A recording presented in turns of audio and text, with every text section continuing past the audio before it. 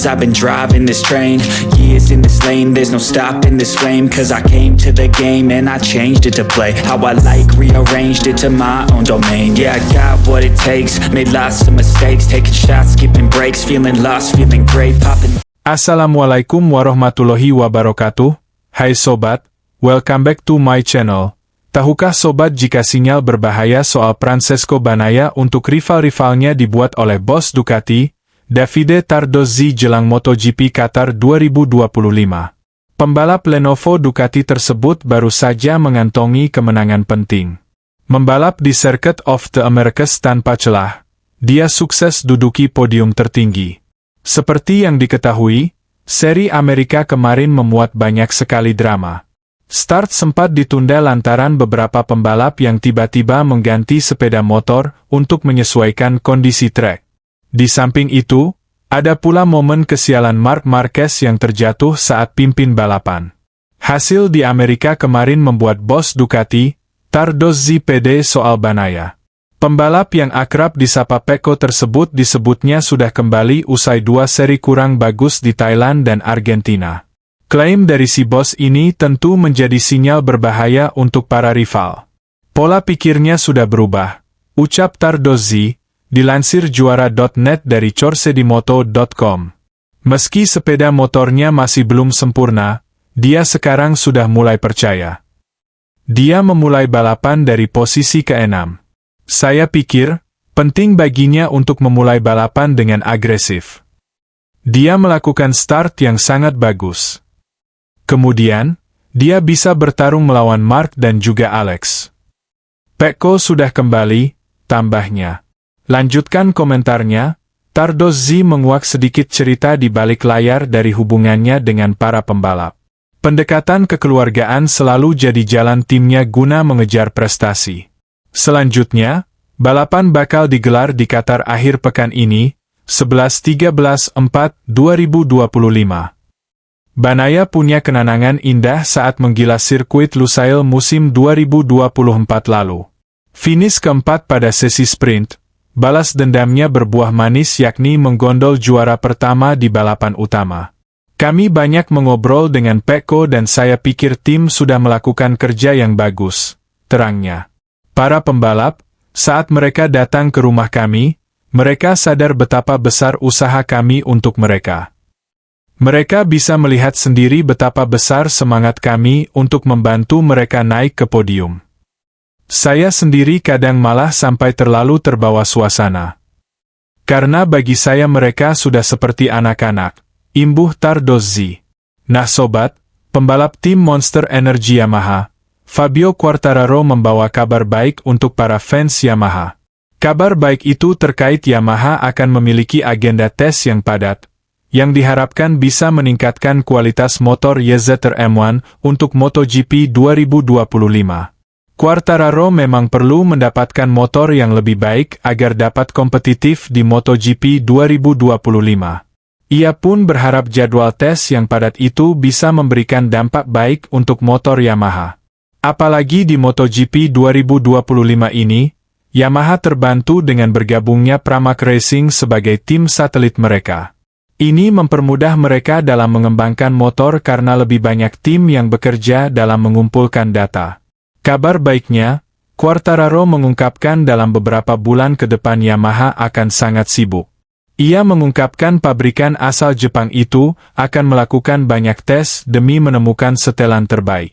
Pada paruh pertama musim ini akan sangat berat bagi kami. Karena saya pikir kami akan balapan setiap akhir pekan sejak Jerez hingga jeda musim panas, kata Quartararo seperti dilansir dari Speedweek, dikutip Senin, 7 April 2025. Selama periode ini, akan ada Grand Prix setiap 2 pekan. Di antara balapan itu, akan ada tes resmi ditambah tes pribadi Yamaha. Saya rasa akan memiliki 6 atau 7 hari tes di luar kalender balap mulai dari Jerez sampai Brno, tambahnya. Seperti diketahui, sebelumnya Fabio Quartararo telah memberi ultimatum kepada Yamaha untuk memberikan motor yang dapat membuatnya tampil kompetitif. Jika tidak, Maka di akhir 2026 ia akan pergi mencari tempat yang bisa memberikan apa yang diinginkannya. Mengenai tes yang dilakukan Yamaha, pembalap asal Prancis itu mengapresiasi langkah tersebut. Tapi, ia berharap pabrikan berlogo garpu Tala itu membawa sesuatu yang baru setiap tes yang dilakukan untuk melihat perbedaan performa motor. Tes selalu baik untuk pembalap dan melakukan lebih banyak lap, tetapi berkendara tanpa menguji sesuatu yang benar-benar penting tidak masuk akal. Jadi jika Anda melakukan banyak pengujian, penting juga untuk dapat mencoba berbagai hal, imbuh Quartararo. Selanjutnya, Quartararo dan para rider lain akan beraksi di sirkuit Losail, Doha, Qatar. Balapan MotoGP Qatar 2025 itu akan berlangsung pada 11 hingga 14 April 2025 mendatang. Di sisi lain, Marc Marquez menangi 2 balapan awal di MotoGP 2025. Kata Jack Miller, Aura Marquez yang kini bersama Ducati, telah kembali. Marc Marquez menangi MotoGP Thailand dan MotoGP Argentina 2025. Sayangnya, Marquez terjatuh di MotoGP Amerika Serikat. Marc Marquez diprediksi bisa bicara banyak di MotoGP 2025 ini.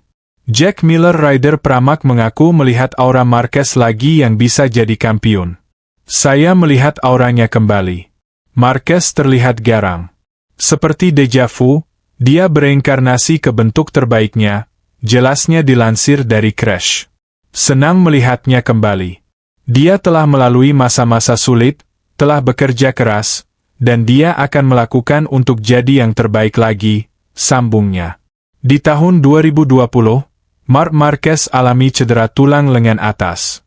Kemudian di tahun 2023, cederanya makin parah karena beberapa kali jatuh di atas kuda besi motor Hondanya. Saya tidak tahu bagaimana kondisi bahunya kini, namun sepertinya baik-baik saja. Bahkan, Marquez terlihat lebih fit, ungkap Jack Miller. Marc Marquez bertahan dengan mesin lamanya GP24. Untuk digunakan di Desmosedici GP25 di MotoGP 2025. Di musim lalu, mesinnya itu bisa bawa Marquez bangkit bersama Gresini. Dengan model tahun 2024, mereka berhasil membuatnya berfungsi dengan baik. Mereka melakukannya lagi tahun ini dengan casing yang sama, terang Miller. Marquez sang alien kembali. Sekarang dia nyaman dengan motornya dan mentalitasnya sudah kembali. Tutupnya. Di luar dugaan banyak pihak, Alex Marquez kini memimpin klasemen sementara pebalap MotoGP musim 2025. Namun, Alex Marquez dinilai masih memiliki hambatan mental. Terutama saat bertarung dengan kakak kandungnya, Marc Marquez. Saat ini, Alex Marquez memang sedang memimpin klasemen. Tapi, dia tak pernah menang di satu pun dari 3 balapan yang sudah digelar musim ini. Dia 2 kali dikalahkan sang kakak, Marc Marquez yang kini membela Ducati Lenovo. Lalu 1 kali kalah dari rekan setim kakaknya, Francesco Bagnaia. 2 kekalahan dari sang kakak membuat pertanyaan terkait mentalnya muncul. Kendati demikian, Alex membantah, jika kekalahannya dari sang kakak karena ada hambatan mental. Saya yang lebih muda. Sejak lahir, saya sudah terbiasa mengalami pertarungan mental seperti itu, kata Alex. Sependapat, Marc membantah soal hambatan mental yang mungkin dialami adiknya. Kata dia, adiknya merupakan salah satu rival terkuatnya. Dia selalu memperebutkan posisi terdepan, baik di dalam maupun luar lintasan. Katanya, jika adiknya memiliki hambatan mental, dia tidak akan bisa memimpin balapan di Thailand atau Argentina. Dia tidak membuat satu kesalahan pun. Tidak satu pun. Dia tidak pernah kehilangan fokus sedetik pun, kata Marc. Dari semua pebalap lanjut Marc, adiknya adalah orang yang paling mengenalnya. Itu juga yang membuatnya menjadi orang yang paling menghormatinya. Alex tahu, Marc adalah darah dan dagingnya. Dia telah melihat saya menderita di rumah saat saya berjuang, ucapnya. Selain mengenal satu sama lain hingga ke detail terkecil, Marc dan Alex berlatih bersama. Itu berarti, masing-masing tahu persis seberapa tajam kemampuan lawannya pada saat tertentu. Untuk alasan itu, dan berdasarkan apa yang telah dilihatnya dalam 3 akhir pekan sejauh ini, Mark yakin, hanya masalah waktu sebelum Alex di depannya. Adik saya adalah seorang pekerja keras, tambahnya. Dia berada dalam ritme bagus, pungkasnya. Nah sobat, sampai juga kita di ujung video ini. Like video ini, share di media sosial kalian, subscribe dan nyalakan lonceng notifikasinya. Sampai ketemu di video selanjutnya. Terima kasih sudah menonton. Wassalamualaikum warahmatullahi wabarakatuh.